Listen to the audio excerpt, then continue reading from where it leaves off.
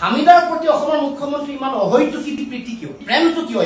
ইমান দৰদ কিয় তেওঁ গ্ৰেপ্তাৰ কৰি দেখুৱাওক তেওঁ যদি সৎ সাহস আছে এনেকুৱা মানুহবোৰে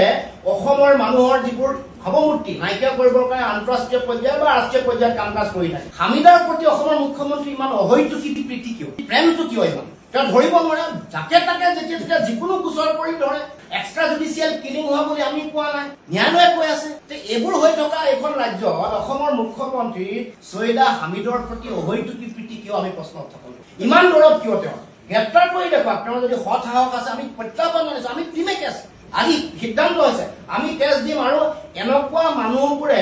অসমৰ মানুহৰ যিবোৰ ভাৱমূৰ্তি নাইকিয়া কৰিবৰ কাৰণে আন্তঃৰাষ্ট্ৰীয় পৰ্যায়ত বা ৰাষ্ট্ৰীয় পৰ্যায়ত কাম কাজ কৰি থাকে বেলেগৰ যোগেদি বেলেগৰ সাম্প্ৰদায়িক বা জেনফবিক অসমীয়া